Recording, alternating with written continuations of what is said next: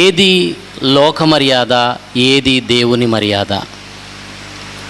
లోక మర్యాద, దేవుని మర్యాద. మంచి పాఠం, మనందరం జాగ్రత్తగా ఆలోచిద్దాం. ఏది లోక మర్యాద, ఏది దేవుని మర్యాద? రోమీయులకు రాసిన పత్రిక, అపోస్తుడైన పౌలు రోమీయులకు రాసిన పత్రిక 12వ అధ్యాయము ప్రారంభ వచనం నుండి మనం చూడగలిగితే, అపోస్తుడైన పౌలు గారు రోమీయులకు ఉత్తరాన్ని రాస్తూ 12వ అధ్యాయము 1-2 వచనాల్లో ఆయన చెప్పిన మాటలు మనం చూద్దాం. కాబట్టి సహోదరులారా, పరిశుద్ధమును దేవునికి అనుకూలమునైన సజీవ యాగముగా మీ శరీరములను ఆయనకు సమర్పించుకొనుడని దేవుని వాత్సల్యమును బట్టి బతిమాలుకొనుచున్నాను. ఇట్టి సేవ మీకు యుక్తమైనది.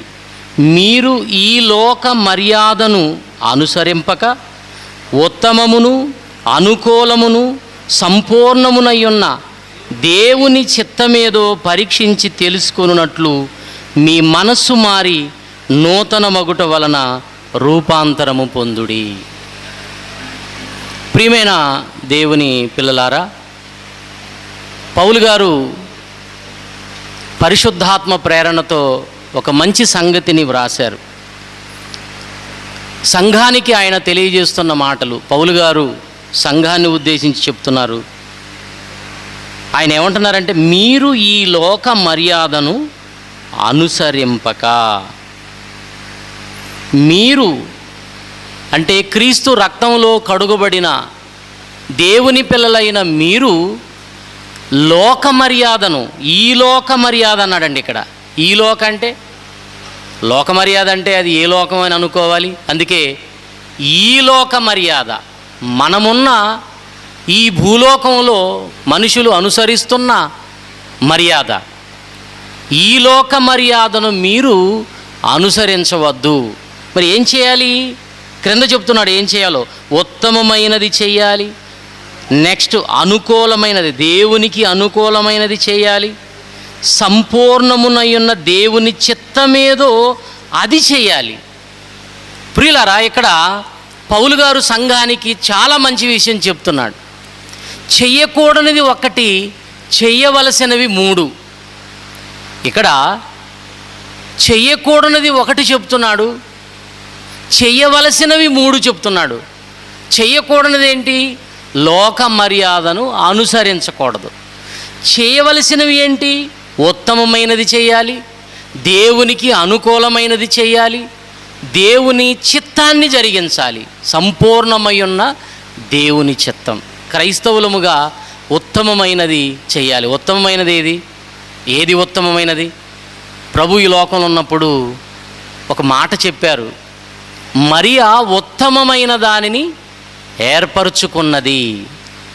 మరియా మార్తల సంగతి మనకు తెలుసు. మరియా ఉత్తమమైన పనిని ఎన్నుకున్నది. ఏమిటా పని అంటే, యేసుక్రీస్తు వారి పాదాల దగ్గర కూర్చొని ఆయన మాటలు వింటుందండి. ఉత్తమమైన పనేది ఈ లోకంలోనంటే దేవుని మాటలు వినడం ఉత్తమమైన పని.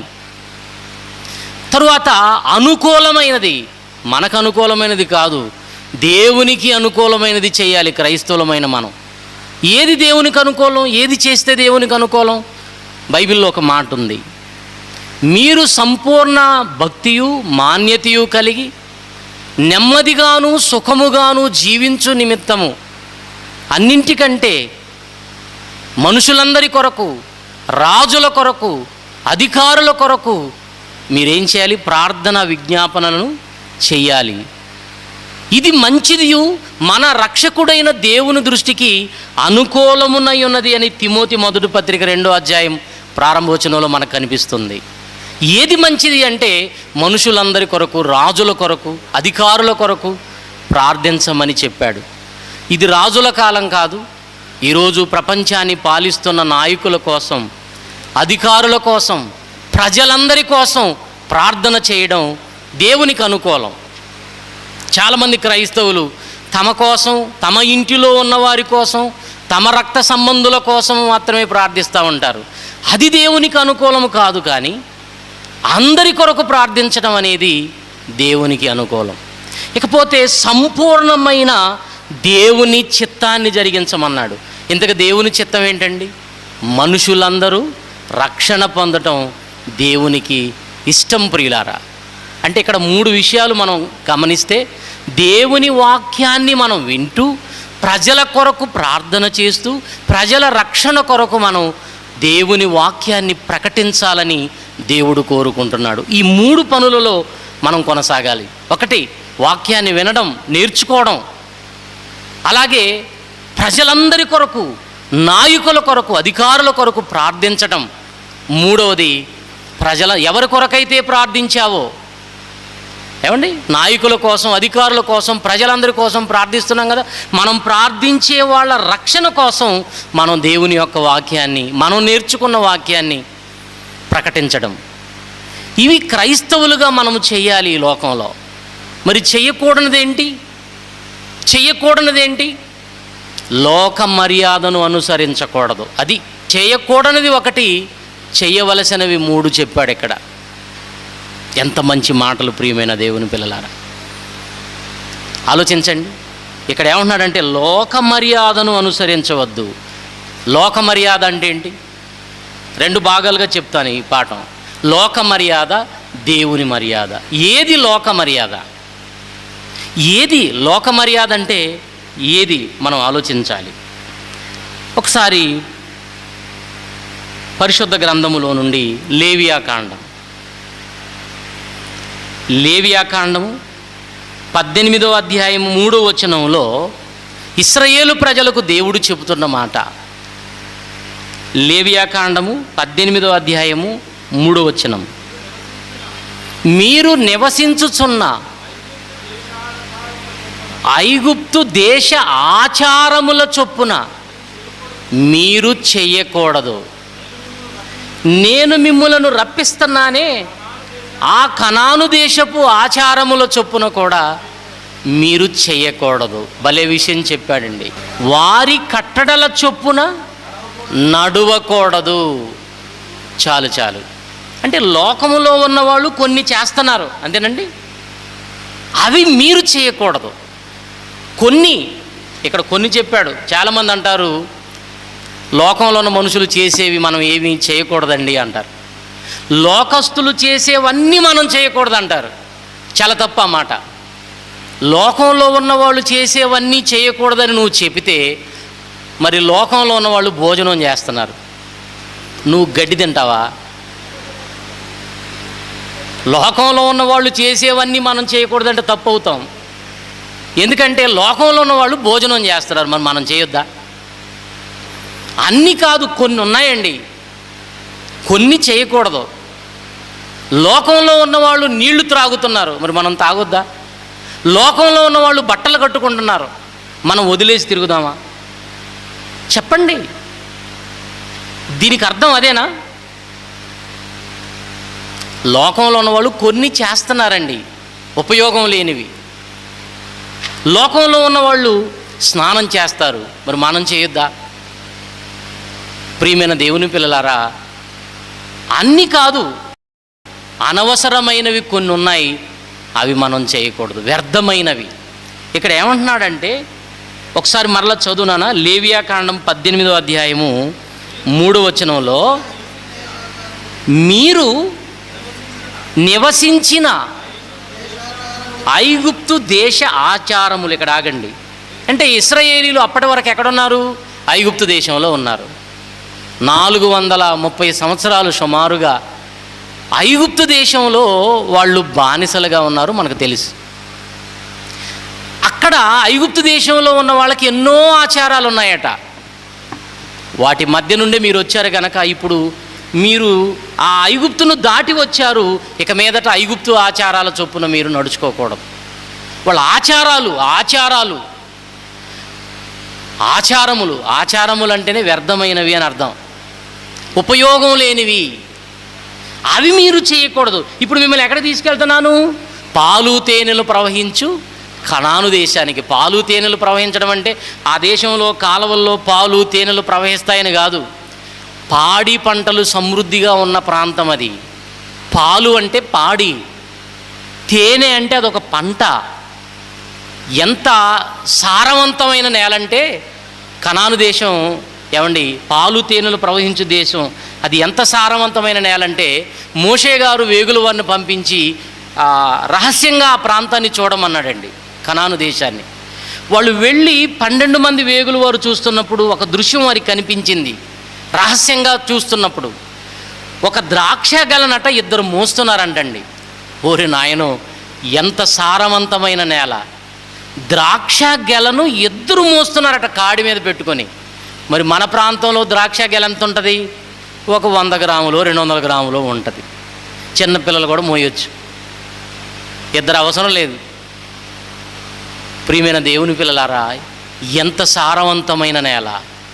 నేను ఆ ప్రాంతానికి మిమ్మల్ని పంపిస్తున్నాను. ఆ ప్రాంతంలో కూడా అన్ని జనులు ఉన్నారు. ఐగుప్తులో ఎలాగైతే అన్ని జనులు ఉన్నారో, ఇప్పటి వరకు మీరు వారి మధ్య ఎలా ఉన్నారో, మీరు ఇప్పుడు వెళుతున్న కనాను దేశంలో కూడా 7 జాతుల వారు ఉన్నారు. వాళ్ళు అనేకమైన ఆచారాలు, అనేకమైన పద్ధతులు, వ్యర్థమైనటువంటి కార్యక్రమాలు వాళ్ళు జరిగిస్తున్నారు. వాళ్ళు జరిగించేవి మీరు జరిగించకూడదు. వాళ్ళ ఆచారముల చొప్పున మీరు నడవకూడదు. అది లోకమర్యాద అంటే. లోకమర్యాద అంటే ఏమండి, అన్యజనుల ఆచారములు, లోక సంబంధమైన మనుషుల కట్టడలు. అవి దేవుని కట్టడలు కావు. మనుషుల కట్టడలు, కట్టుబాటులు అవి దేవుని కట్టడలకు భిన్నంగా ఉంటాయి. లోకమర్యాద అంటే మనుషుల కట్టడలు. ఆ మాటలు అక్కడ ఉన్నాయి చూడండి. లోక మర్యాద అంటే లోక సంబంధుల కట్టడలు, లోకస్తులు జరిగిస్తున్న ఆచారాలు. ఆ ఆచారాలను నా పిల్లలుగా మీరు చేయకూడదన్నాడండి. లోకాచారాలు ఎలా ఉంటాయండి? అప్పుడప్పుడు క్రైస్తవులుగా, ఏమండి, మనం క్రైస్తవులం, మనం కూడా అప్పుడప్పుడు లోకంలో ఉంటున్నాం కదండి. వాళ్ళని చూసి వాళ్ళ క్రియలు మనం నేర్చుకొని మనం పాటిస్తూ ఉంటాం. ఏంటి ఆచారాలు? పెళ్ళి కార్యక్రమాలు జరిగేటప్పుడు అండి, అబ్బా ఎన్ని పద్ధతులండి బాబు. పెళ్ళి చేసేటప్పుడు క్రైస్తవులు కూడా, లోకంలో ఉన్న వాళ్ళు ఏం చేస్తారు? పెళ్ళి చేసేటప్పుడు పిల్లలకి చక్కగా ముహూర్తం, ఒక మంచి రోజు, మంచి సమయం అనేది ఒకటి చూస్తుంటారు. రోజులన్నీ మంచివే. మంచి రోజు అంటే ఏది మంచి రోజు అని చెప్పాలి చెప్పండి? రోజులన్నీ మంచివే. ఒక ఆయన నన్ను, మంచి రోజు చూడండి మా అబ్బాయికి పెళ్లి చేయాలన్నారండి. నేను అన్నాను, రోజులన్నీ మంచివే, నువ్వే మంచోడు కాదన్న. ఆయన కోపం వచ్చింది. ఎందుకంటే మన మాటలు కోపం వస్తుంటాయి కొన్ని. మనుషులే మంచోళ్ళు కాదు, నీవే కాదు, మనుషులే మనిషి అంటేనే మంచోడు కాదండి. నేను మంచివాడిని అంటారు కానీ ఎవరు మంచోళ్ళు లేరు ఇక్కడ. యేసుక్రీస్తు వారు ఒక్కడే మంచివాడు, దేవుడు ఒక్కడే మంచివాడు. మంచివాడని చెప్తుంటారు కానీ వాళ్ళు గోతులు తవ్వుతున్నారని మీకు అర్థం కావట్లేదు. దేవుడు మంచివాడు. ఏమంటే దేవుడు చేసినవన్నీ మంచివే. 7 రోజులు చేశాడు అన్నీ. దినములు చెడ్డవి అన్నాడంటే అర్థం ఏంటి? మనుషులు మంచోళ్ళు కాదని అర్థం. ఈ దినాల్లో బ్రతుకుతున్న మనుషులు మంచివాళ్ళు కాదు. దేవుడు కలిగించిన రోజులన్నీ మంచివే. ఆచారాలండి, ఆచారాలు. ప్రియమైన దేవుని పిల్లలారా, ఇంకా పెళ్లి చేస్తున్నప్పుడు రకరకాల ఆచారాలు ఉంటాయండి, రకరకాల పద్ధతులు. ఆ పద్ధతులను మనం అనుసరించకూడదు. ఇల్లు కట్టారనుకోండి, కొన్ని పద్ధతులు లోకంలో ఉన్నవాళ్ళు దిష్టి బొమ్మ కూడా పెడుతుంటారండి ఇల్లు కట్టేటప్పుడు. మళ్ళా క్రైస్తవ్యంలో కూడా చాలామంది ఇది చేస్తూ ఉంటారు. ఇక గృహప్రవేశ కార్యక్రమం అప్పుడు లోకస్తులు ఏం చేస్తుంటారండి, ఒక ఆవును తెచ్చుకొని ఇంటి చుట్టూ కూడా తిప్పుతూ ఆ ఇంట్లోకి తీసుకొస్తారు. అది ఏం చేయాలి? అది ఇంట్లోకి సరాసరిగా వచ్చిన తర్వాత పేడేయాలట. వాళ్ళకి ఎంత ఆశీర్వాదం అనుకుంటారు లోకస్తులు. ఆ మధ్యకాలంలో నన్ను కూడా ఒక గృహం వాళ్ళు గృహప్రవేశానికి పిలిచారండి. నన్ను వాక్యం చెప్పడానికి రమ్మన్నారు. ఆ పాస్టర్ గారు ఏమన్నారంటే, కొంచెం మీరు ఆలస్యంగా రండి, పర్వాలేదు అన్నాడు. నాకెందుకు ఆ రోజు పని లేక పెందలాడి వెళ్ళిపోయాను. నేను వెళ్ళేసరికి అక్కడ ఏం జరుగుతుందంటే, ఒక ఆవు తిరుగుతుంది ఇంటి చుట్టూ. ఆ ఆవు వెనక ఒక ఇంటి యజమాని గుమ్మడికాయ పట్టుకున్నాడు ఒక ఆయన. ఆయన భార్య వెనక ఒక పాత్ర తీసుకుంది, అందులో ఏదో నీళ్లు పెట్టుకుంది చెంబులో. ఇక వీళ్ళు ఇద్దరూ అలా ఒకళ్ళ వెంట ఒకళ్ళు నడుస్తుంటే, ముందు ఆవు, తర్వాత యజమాని, తర్వాత భార్య, తర్వాత పాస్టర్ గారు పాట పాడుకుంటూ తిరుగుతున్నాడు ఆవు చుట్టూ. ఇంటి చుట్టూ ఆవు తిరుగుతుంటే ఈయన తిరుగుతున్నాడు పాట పాడుకుంటా. నాకు మతిపోయిందండి బాబు. నన్ను ఆలస్యంగా ఎందుకు రమ్మన్నా నాకు అప్పుడే అర్థమైంది. ఇదేంటండి బాబు, మరి దైవ సేవకులైనా చెప్పాలి కదా, ఇది పద్ధతి కాదు మనకి. మనం ప్రార్థన చేసుకొని దేవుని వాక్యం ద్వారా గృహప్రవేశాన్ని జరిగించుకుంటే మనకు ఆశీర్వాదం అది అని చెప్పవలసింది పోయి, మమ్మల్ని ఏమంటారో ఇంటోళ్ళు, వాళ్ళు చెప్పింది చేయకపోతే ఇక్కడి నుంచి పోస్ట్ ఊస్ట్ అయిపోద్ది, నన్ను తీసేస్తారు సంఘంలో నుండి. ఇట్లా భయపడి లొంగిపోయేవాళ్ళు చాలామంది ఉన్నారండి. అలాంటి సంఘం ఉంటే ఏంటి, లేకపోతే ఏంటి చెప్పండి. పర్ఫెక్ట్గా దేవునికి నమ్మకంగా బ్రతికే వాళ్ళు సంఘంలో 10 మంది ఉన్నా చాలండి. ఆచారాలు, పద్ధతులు, లోక సంబంధమైనవన్నీ చేసేవాళ్ళు ఎందుకండి దేవునికి ఉపయోగం? ఏం ఉపయోగం చెప్పండి? ప్రియమైన దేవుని పిల్లారా, ఇశ్రాయేలీయులకు దేవుడు చెప్తున్నాడు, మీరు ఐగుప్తు దేశపు ఆచారాల చొప్పున కానీ కనాను దేశస్థుల ఆచారముల చొప్పున కానీ మీరు నడవకూడదు, వారి కట్టడలను అనుసరించకూడదు. అంటే లోక సంబంధమైన మనుషుల ఆచారాలే లోక మర్యాద. లోక మర్యాద ఇంకా చూద్దాం. లోక మర్యాద అంటే ఏంటో. ఆదికాండం 19వ అధ్యాయం. లోక మర్యాదలో రెండో విషయం చెప్తున్నాను. ఆదికాండము 19వ అధ్యాయం 31వ వచనం. ఆదికాండం 19వ అధ్యాయం 31వ వచనం. ఇట్లుండగా అక్క తన చెల్లితో,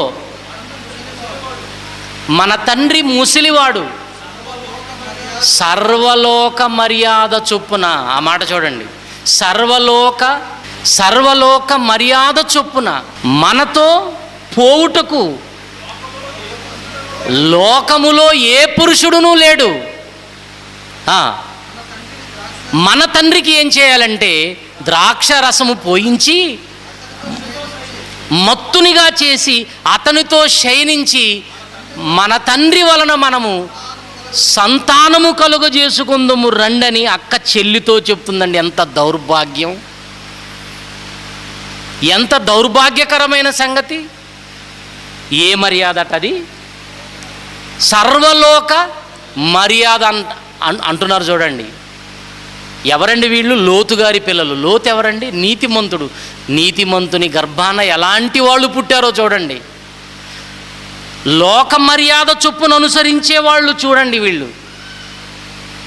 కొన్ని కుటుంబాల్లో నిజంగానండి సేవకులు, మంచి సేవకులు ఉంటారు, పిల్లలు కానీ ఇంట్లో ఉన్నవాళ్ళు కానీ ఆయన పద్ధతుల ప్రకారంగా బ్రతకరండి. ఒక్కోసారి తల్లిదండ్రులు పిల్లల్ని క్రమశిక్షణలో పెడుతున్నా వాళ్ళు నడుచుకోరు. ప్రియమైన దేవుని వారలారా, లోతు మంచివాడు కాదని నేను అనడం లేదు, ఆయన నీతిమంతుడని బైబిల్లో ఉంది. ఆ నీతిమంతుని కడుపున పుట్టారండి లోక మర్యాదను అనుసరించేవాళ్ళు. అక్క చెల్లితో అంటుంది, ఏముంటుంది? సర్వలోక మర్యాద చొప్పున మనతో పోవుటకు లోకంలో ఏ పురుషుడు లేడు అంటుంది చూడండి. లోకంలో ఎవరు లేరా అంటే ఏదో అప్పుడు వీళ్ళే ప్రారంభ మనుషులైనట్టు, భూమి మీద అప్పటికి ఎవరు లేనట్టు. ఏమండి, వీళ్ళ కోరికలు తీర్చుకోవడానికి లోకంలో ఎవరు లేరా? ఎవరు లేరండి. అప్పటికే అసలు లోతు గారు ఎక్కడి నుంచి వచ్చారండి? కల్దీయుల దేశము నుండి వచ్చాడండి. అబ్రహాము గారితో పాటు, అబ్రహాము గారి సహోదరుని కుమారుడు కదండి లోతు. అబ్రహాము గారిని దేవుడు పిలిచినప్పుడు, నేను చూపించు దేశమునకు నీవు వెళ్ళాలి అని చెప్పినప్పుడు అబ్రహాము గారు తన భార్యను, తన తండ్రి గారిని, తన సహోదరుని కుమారుడు లోతును వెంట పెట్టుకొని వచ్చాడు. వాళ్ళది ఏ దేశం? కల్దీయుల దేశం. అప్పటికే కల్దీయ దేశం ఉంది, ఐగుప్తు దేశం ఉంది, లోకంలో ఎన్నో దేశాలు ఉన్నాయి. ఇంతకు వీళ్ళున్నది ఏ ప్రాంతమో తెలుసా? సోయరు అనే ఒక చిన్న గ్రామానికి వచ్చారు. సొదొమ గొమొర్రాని నాశనం చేస్తానని దేవుడు చెప్పినప్పుడు ఆ పట్టణాలను విడిచిపెట్టి వచ్చారు కదండి. ఎక్కడికి వచ్చారు? సోయరు అనే ఒక చిన్న ప్రాంతానికి వచ్చారు. అది గ్రామం. అక్కడ కూడా ప్రజలు ఉన్నారు. వాళ్ళు వెళ్ళిన ప్రాంతంలో ప్రజలు ఉన్నారు, అప్పటికే అనేక దేశాలు ఉన్నాయి. మరి ఏ పురుషుడును లేడంటారేంటండి వీళ్ళు? సర్వలోక మర్యాద చొప్పున మనతో పోవుటకు ఏ పురుషుడును లేడు లోకంలో అంటారేంటి? ఎవరు లేరా? ఎంతమంది మనుషులు ఉన్నారు, ఎన్ని దేశాలు ఉన్నాయి? వీళ్ళు ఎలాంటి వాళ్ళు చెప్పమంటారా? లోకంలో ఎవరుంటే మనకేంటి? ఇప్పుడు అందుబాటులో ఉన్న వాళ్ళతో కోరిక తీర్చుకోవాలి. అది మనకు ఎవరు అందుబాటులో ఉంటే వాళ్ళు మన కోరిక తీర్చితే చాలు. మన కోరిక తీర్చుకోవాలి. అతను తండ్రి అయితే ఏంటి, తమ్ముడైతే ఏంటి, అన్న అయితే ఏంటి, ఎవరైతే ఏంటి, కోరిక తీరాలి. శరీర కోరికలు. వీళ్ళు పెరిగింది ఎక్కడో తెలుసా? సొదొమ గొమొర్రా ప్రాంతంలో. అక్కడున్న మనుషులు ఎలాంటి వాళ్ళు మనకు తెలుసు. భయంకరమైన కామాంధులు. ప్రియమైన దేవుని పిల్లలారా, వాళ్ళు ఎలాంటి వారో చూడండి. 19వ అధ్యాయం 4వ వచనం.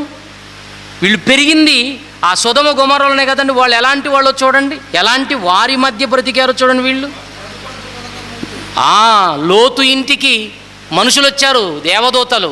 వారు పండుకొనక మునుపు ఆ పట్టణస్థులు అనగా సొదొమ మనుషులు ఎవరెవరు వచ్చారంటండి? బాలురు వచ్చారు, వృద్ధులు వచ్చారు, ప్రజలందరూ నలుదిక్కుల నుంచి వచ్చారటండి. ఎవరెవరు వచ్చారండి? బాలురు వచ్చారు, వృద్ధులు వచ్చారు, నలుదిక్కుల నుండి ప్రజలందరూ వచ్చి ఏమంటున్నారంటే, ఆ ఇల్లును చుట్టివేసి లోతును పిలిచి, లోతు, ఈ రాత్రి నీ యొద్దకు వచ్చిన మనుషులను ఎక్కడ మా యొద్దకు పంపించు, మేము వారిని కూడునట్లు మా యొద్దకు వారిని బయటికి తీసుకొని రా, తీసుకొచ్చేయి, మేము కూడాలి. దేవదూతలను కూడతారా? అంటే ఎవరు కనపడితే వాళ్ళని కూడటమే. ఎవరు కనిపిస్తే వాళ్ళతో పాపం చేయాలి, కోరికలు తీర్చుకోవాలి. బాలురు వచ్చారంట. బాలురికి ఏమొచ్చిందండి? మాయదారు రోగం. చిన్నపిల్లలు అంటే వాళ్ళకి మనసు ఎప్పటి నుంచి చెడిపోయిందో చూడండి. వృద్ధులు వచ్చారంట. వృద్ధులు ఎందుకండి వచ్చింది? ముసలి వాళ్ళకి ఎందుకండి? ముసలి వాళ్ళు కూడా కోరికలు తీర్చుకోవాలా? అసలు ఆ ప్రాంతం ఏంటండి అలా ఉంది? ముసలి వాళ్ళకి కోరికలు ఉండవని మీరు అనుకుంటున్నారా? సమాజంలో ఒక సామెత ఉందండి, చింత చచ్చిన పులుపు చావదట. ఏంటి? చింత చెట్టును మీరు నరకండి, 1 సంవత్సరం తర్వాత మళ్ళీ దాని పుల్ల తీసుకొని నవిలి చూడండి, పుల్లగానే ఉంటుంది. చింత చచ్చిపోయింది, పులుపు మాత్రం చావలేదంటే అదే. చింతని చంపావు, చింత చెట్టును చంపావు, కానీ దానిలో ఉన్న పులుపును మాత్రం చంపలేకపోయాం. అలాగే శరీరంలో సత్తువ చచ్చిపోయినా మనిషికి లేనిపోని కోరికలన్నీ పుడుతుంటాయండి. పెద్దవాళ్ళ దగ్గరికి వెళ్ళి, తాతయ్య పెళ్లి చేసుకుంటామంటే, ఎవడిస్తాడరా నాకు పిల్లలను ముసిముసి నవ్వులు నవ్వుతూ అంటాడు. పళ్ళూడిపోయి కళ్ళు కనపడకపోయినా, ఒళ్ళు ముడతలు పడిపోయి శరీరంలో సత్తువ లేకపోయినా, ఎవడిస్తాడరా నాకు పిల్లని అంటాడు. అంటే ఇస్తే ఎక్కడో ఉందో కోరిక, అదే పులుపు చావలేదంటే. వీళ్ళు కూడా వచ్చారండి అక్కడికి. బాలురు వచ్చారు, ముసలోళ్ళు వచ్చారు, అందరూ వచ్చారట. అలాంటి ప్రాంతంలో పుట్టి పెరిగారు లోతు కుమార్తెలు. తండ్రి లక్షణాలను నేర్చుకోలేదు, కానీ పరిసర ప్రాంతాలను ప్రజల యొక్క అలవాట్లు, లోక మర్యాదను మాత్రం బాగా నేర్చుకున్నారండి. లోక మర్యాద అంటే ఏంటి? కోరికలు తీర్చుకోవాలి. ఎవరైతే ఏంటి? ఈరోజు లోకంలో ఉన్న మనుషుల పద్ధతులండి ఇవి. వాళ్ళకు దేవుడు అంటే భయం ఉండదు. ఎవరు కనిపిస్తే వాళ్ళతో కోరికలు తీర్చుకోవాలి. మరి మనం దేవునిలోకి వచ్చాం కదా, దేవుని పిల్లలం కదండి. మనకొక క్రమం ఉంది, మనకొక క్రమశిక్షణ ఉంది, మనకొక పద్ధతి ఉంది. మన మర్యాద వేరు, మనము దేవుని మర్యాద చొప్పున నడుచుకోవాలి. లోక మర్యాద అంటే ఏంటో మీకు అర్థమైపోయి ఉంటుంది. నెంబర్ 1 లోక ఆచారాలు, పద్ధతులు. నెంబర్ 2 ఏమండి, ఒక క్రమము లేకుండా, మర్యాద లేకుండా కనిపించే వారితో కోరికలు తీర్చుకోవటం. కోరికలు తీర్చుకోవటం. బైబిల్లో ఒకడు ఉన్నాడండి, తండ్రి భార్యనే ఉంచుకున్నాడంట వాడు. లోక మర్యాద. కొరింథీయులకు రాసిన మొదటి పత్రిక 5వ అధ్యాయము ప్రారంభ వచనంలో మతిపోయే మాట అండి అది. కొరింథీయులకు రాసిన మొదటి పత్రిక 5వ అధ్యాయము ప్రారంభ వచనం. కొరింథీయులకు రాసిన మొదటి పత్రిక 5వ అధ్యాయం ప్రారంభ వచనం. మీలో జారత్వం ఉన్నదని వదంతి కలదు, మీలో ఒకడు తండ్రి భార్యనే ఉంచుకున్నాడట. చదవండి. అట్టి జారత్వము వాళ్ళలో కూడా కొంచెం భయం, ఎవరో భయం కలిగి ఉంటారట. ఎవరో ఒకళ్ళు, అన్ని జనుల్లో ఎవరో ఒకళ్ళు భయం కలిగి ఉంటారు. మీరేంట్రా బాబు ఎలా అయిపోయారు అంటే, అన్ని జనులు అనగానే అందరూ తప్పుడు పనులే చేస్తారని నేను అనడం లేదండి. ఉంటారు కొంతమంది. ఒకడు తండ్రి భార్య ఏమవుతుందండి? తండ్రి భార్య ఏమవుతుంది? తల్లి. ఇంక తల్లి పినతల్లో ఏ తల్లో తర్వాత సంగతి. తండ్రి భార్య అంటేనే తల్లి అవుతుంది. తల్లితో అక్రమ సంబంధం ఏంటండి? ఉంచుకున్నాడట. ఇదేంటి? ఒకడు తన తండ్రి భార్యనే ఉంచుకున్నాడట. ప్రపంచంలో చూడండి, తండ్రి భార్యను ఉంచుకునేవాడు ఒకడు, తండ్రితో కోరికలు తీర్చుకునేవాళ్ళు ఇంకొకరు, అన్నలతో తమ్ముళ్ళతో, ఏమండి రక్త సంబంధికులతో ఇలా కోరికలు తీర్చుకునేవాళ్ళండి. తప్పు కదండి. మీరు ఈ లోక మర్యాదను అనుసరించకూడదు. ఇంకా చూడండి లోక మర్యాద అంటే ఏంటో. 1 సమూయేలు 8:5 మూడో విషయం. 1 సమూయేలు 8వ అధ్యాయం 5వ వచనం. చిత్తగించుము. ఇశ్రాయేలు ప్రజలు సమూయేలు గారి దగ్గరకు వచ్చారండి. వాళ్ళు అంటున్నారు, చిత్తగించుము, నీవు వృద్ధుడవు, నీ కుమారులు నీ ప్రవర్తన వంటి ప్రవర్తన గలవారు కారు. సమూయేలు ఎంత మంచివాడండి. సమూయేలు గారు ఎంత మంచి ప్రవక్త. ఆయన కడుపును పుట్టారండి చెడ్డవాళ్ళు. ఇశ్రాయేలీలు అంటున్నారు, సమూయేలు గారు నీవు చక్కగా పరిపాలించావు, నీవు మంచి సేవకుడవు, అయితే నీ కుమారులు ఉన్నారే వాళ్ళు నీ ప్రవర్తన వంటి ప్రవర్తన వారు కారు.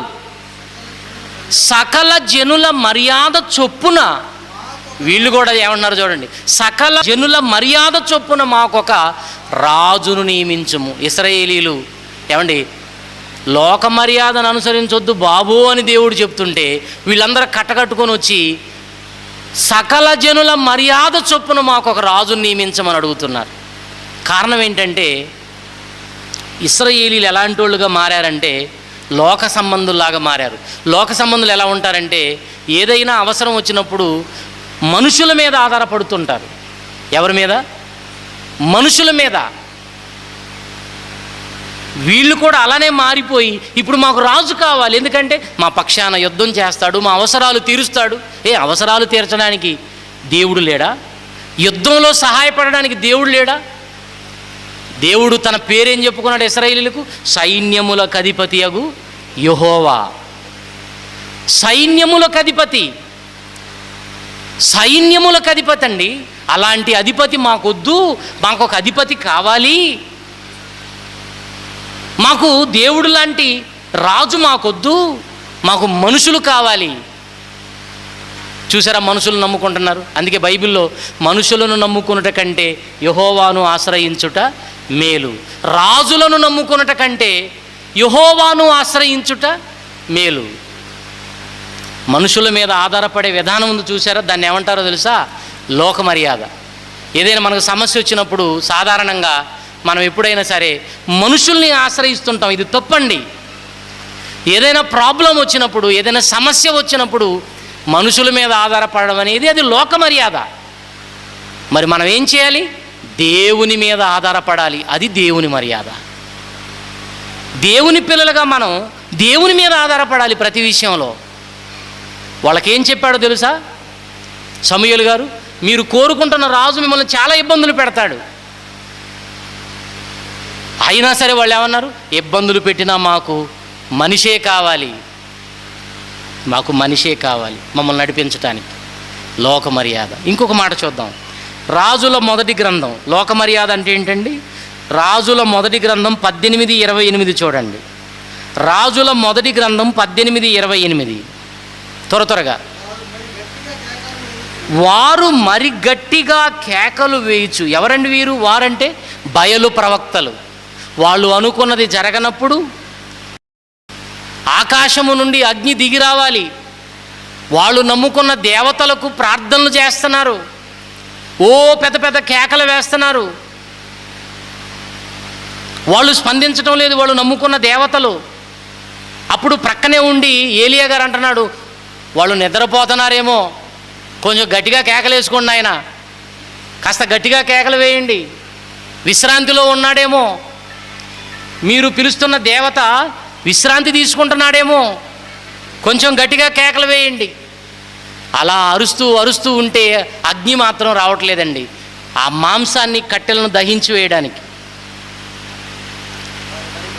వారు మరి గట్టిగా కేకలు వేయిచు రక్తము కారు మట్టుకు తమ మర్యాద చొప్పున, లోక మర్యాద అండి ఇది, తమ మర్యాద అంటే వాళ్ళు లోకస్తులు, లోక మర్యాద చొప్పున కత్తులతోనూ శస్త్రములతోనూ వారి దేహములను కోసుకొనుచుండిరి. చూసారండి, దేహాన్నంట చీరేసుకుంటున్నారట. వాళ్ళు అనుకున్నది జరగకపోతే దేహాన్ని చీరుకోవడం ఎందుకు? దేహం ఎవరిదండి? దేవుడిచ్చిన దేహాన్ని చీరేసుకుంటున్నారట. ఎంత కోపం అండి! కోపంతో దేహాన్ని చీరుకుంటున్నారట. అప్పుడప్పుడు చూడండి, కొంతమంది కోపంతో తలకాయ గోడకేసి కొట్టుకుంటూ ఉంటారు. గొడవ అవుతుంది అనుకోండి, ఇంట్లోని గోడకేసి కొట్టుకుంటూ ఉంటారు. చూసారా? నీదేం పోయింది, దేవుడిదిగా ఈ ఆలయం. అలా చేయొచ్చా?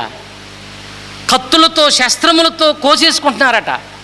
ఒకడు అన్నాడు కత్తి పట్టుకొని, నన్ను ప్రేమించానని చెప్పాలను, చెప్తే పర్లేదు, లేకపోతే నేను చీరేసుకుంటా, నేను కోసేసుకుంటా, నేను చచ్చిపోతా. ఎలాంటి వాళ్ళు ఉన్నారండి సమాజంలో? లోక మర్యాద. ఎవడైనను దేవుని ఆలయమును పాడు చేసిన ఎడల దేవుడు వానిని పాడు చేయి.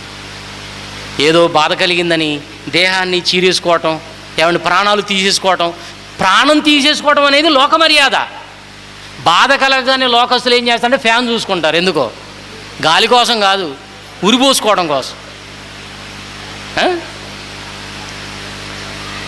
నుయ్యి చూసుకుంటారు, నుయ్యో గొయ్యో చూసుకుంటారు. ఏంటండి ఈ పద్ధతులు? పురుగు మందు చూసుకుంటారు. ఇది లోక మర్యాద. దేవుని పిల్లలు అలాంటిది అనుసరించకూడదు.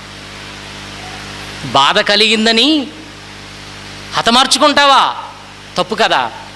మీరు ఈ లోక మర్యాదను అనుసరించవద్దంటే ఎన్ని ఉన్నాయండి లోక మర్యాదలు. మంచిది. ఇంతకు దేవుని మర్యాద ఏది? లోక మర్యాదలు కొన్ని చూసాం కదా, ఇంతకు దేవుని మర్యాద ఏది? ఒకసారి దేవుని మర్యాద గురించి చూద్దాం, ముగించేసుకుందాం త్వరగా. 2వ రాజుల గ్రంథం 17వ అధ్యాయం 6వ వచనం. దేవుని మర్యాద చూద్దాం. 2వ రాజుల గ్రంథం 17:6. హోషేయ ఎవరంటే ఇశ్రాయేలు రాజు అండి.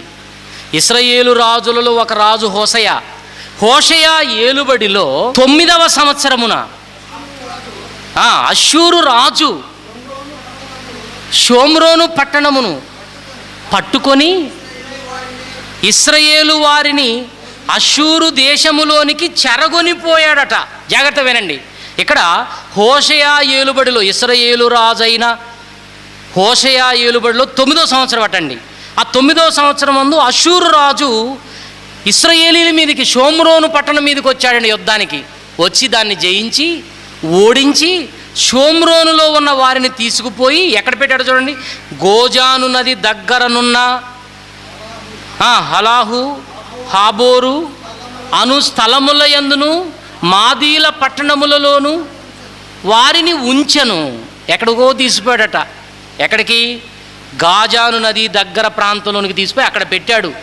షోమ్రోనులో ఉన్న వాళ్ళని తీసిపోయి అష్షూరు రాజు పేరేంటో పైన ఉందండి.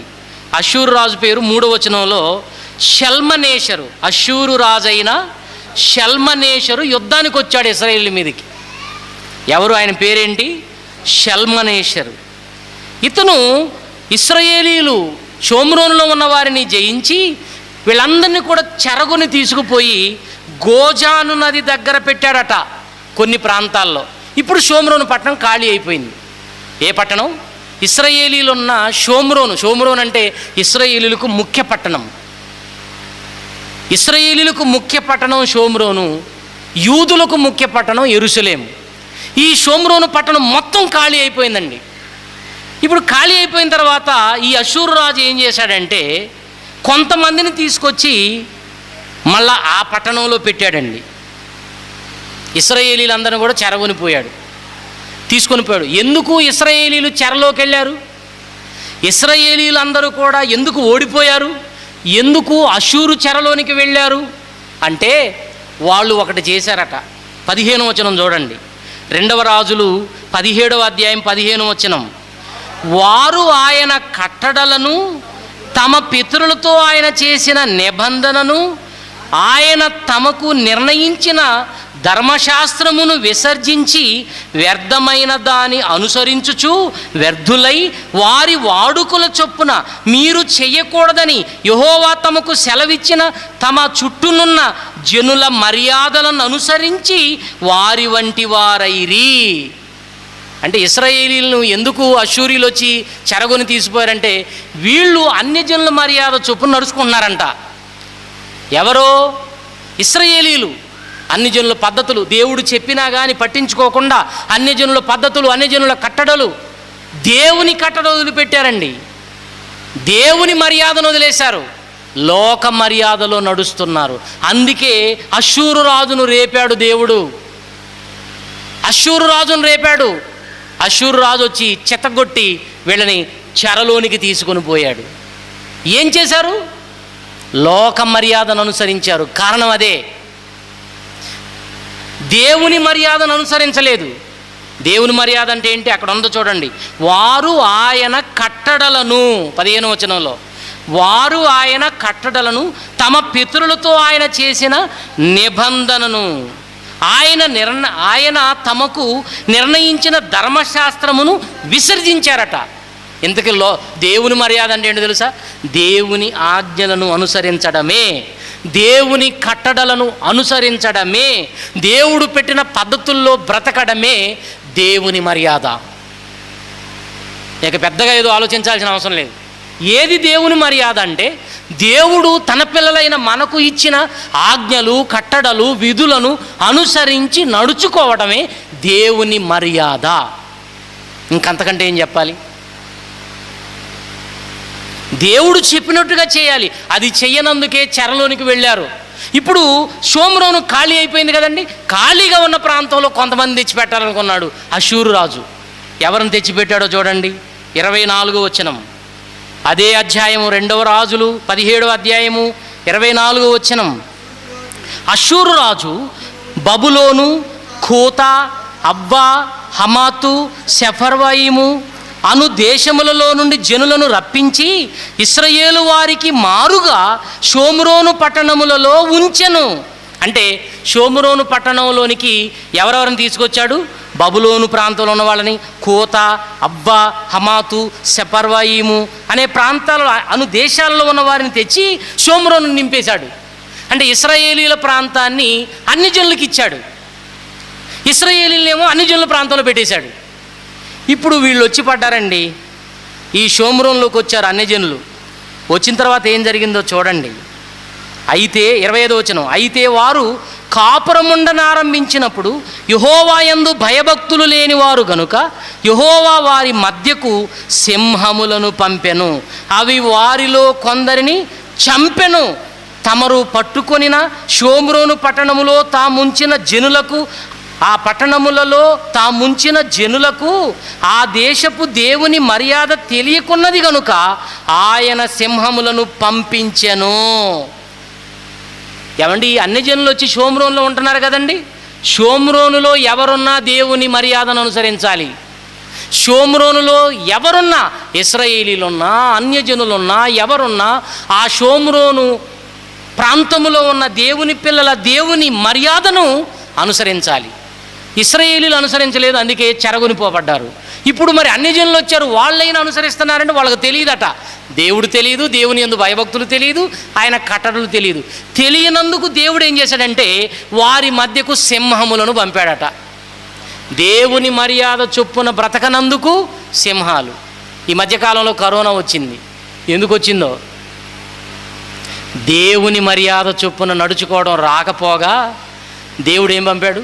అప్పుడు సింహాలను పంపాడు, ఈ మధ్యకాలంలో కరోనాను పంపాడు. ఏదైనా పంపుతాడు ఆయన. ఇప్పుడు కొంచెం గ్యాప్ ఇచ్చింది కదండి కరోనా, నెమ్మలించేసరికి మాస్క్ తీసి అలా అటక మీద ఇసిరేసి ఎక్కడికి వచ్చి ఫ్రీగా కూర్చున్నాం మనం. మళ్ళీ ఎవరైనా చస్తున్నారా బాబు అంటే మొత్తం మాస్కులు తగిలించుకుంటాం మనం. అప్పుడు ప్రార్థన చేస్తుంటాం, అప్పుడు దేవుని మర్యాదలోకి వచ్చేస్తుంటాం.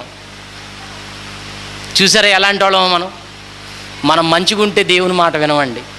ఎప్పుడు మనకి ఏదో సమస్య వచ్చి పడుతుంటే అప్పుడు దేవా ప్రభువా నీ కట్టడల చొప్పున నడుచుకుంటానంటాం మనం. దేవుని మర్యాద తెలియనందుకు సింహములు వచ్చి చంపుతున్నాయంట. అంటే షోమ్రోనులో ఎవరున్నా దేవుని మర్యాదను అనుసరించాలి. అప్పుడు రాజుగారికి చెప్పారండి వీళ్ళు ఈ బాధ అంతా. అష్షూరు రాజు షల్మనేశ్వరుకు చెప్పుకున్నారండి. అప్పుడు రాజు ఏమన్నాడు చూడండి, 27 వచనం. ఏమండి, అష్షూరు రాజు అచ్చట నుండి, అంటే షోమ్రోనులో నుండి కొంతమంది వచ్చారు కదా యాజకులు బయటికి, ఆ తేబడిన యాజకులలో ఒకరిని అచ్చటికి మీరు తోడుకొని పోవుడి, అతడు అచ్చటికి పోయి కాపురముండి ఆ దేశపు దేవుని మర్యాదను వారికి నేర్పవలనని ఆజ్ఞాపించెను. అయ్యా సింహాలు వచ్చి చంపుతున్నాయని మీరు మొరపెట్టుకుంటున్నారు కదా, ఓ పని చేయండి, అక్కడ ఎవరున్నా దేవుని మర్యాదను అనుసరించాలి. మరి మీకు దేవుని మర్యాద తెలియదు కదా, తెలియదు కనుక అష్షూరు ప్రాంతానికి వచ్చారే ఈ షోమ్రోన్లో ఉన్న యాజకులు, వాళ్ళలో ఒక యాజకుని మీరు తీసుకొని మళ్ళా అష్షూరు ప్రాంతం నుండి ఎక్కడికి, షోమ్రోనుకు తీసుకెళ్ళండి. యాజకుల్లో ఒక యాజకుడిని, అతను ఏం చేస్తాడంటే మీ మధ్య ఉండి మీ మధ్యనే కాపురం ఉంటూ ఆ దేశపు దేవుని మర్యాదను మీకు బోధిస్తాడు. ఈరోజు దేవుని సేవకులు బోధించేది ఏంటి? దేవుని మర్యాద. దేవుని మర్యాద అండి. ఎంత మంచి మాట చెప్పాడు అష్షూరు రాజు. అయ్యా ఆ షోమ్రోన్లో నుంచి యాజకులను తీసుకొచ్చాను కదా బయటికి, ఆ యాజకుల్లో ఒక యాజకుని తీసుకొని మీ మధ్య పెట్టుకుంటే అతను మీ మధ్య కాపురం ఉండి దేవుని మర్యాద అంటే ఏంటో, దేవుని మర్యాద చొప్పున బ్రతకడం అంటే ఏంటో మీకు చెప్తాడు అని సలహా ఇచ్చాడు. ప్రియులారా, మీకేమర్థమైంది? మనం ఈ భూమి మీద క్షేమంగా ఉండాలి అంటే దేవుని మర్యాద చొప్పున నడుచుకోవాలి. దేవుని మర్యాద అంటే ఆయన కట్టడల చొప్పున నడుచుకోవడమే దేవుని మర్యాద. ఒక్క మాట చదవండి, ప్రార్థన చేస్తాను, ముగించుకుందాం. రోమాపత్రిక, రోమీలకు రాసిన పత్రిక 13వ అధ్యాయం. రోమా 12లో చూసాం కదండి, మీరు ఈ లోక మర్యాదను అనుసరించవద్దని చెప్పాడు కదా పౌలు గారు. ఇంతకీ దేవుని మర్యాద ఏదో కూడా చెప్పాడు ఆయనే. మీరు ఈ లోక మర్యాదను అనుసరించవద్దని రోమా 12 అధ్యాయంలో ప్రారంభ వచనాల్లో చెప్పిన పౌలు గారు దేవుని మర్యాద అంటే ఏంటో చెప్తున్నాడు. రోమాపత్రిక 13వ అధ్యాయము 12వ వచనం.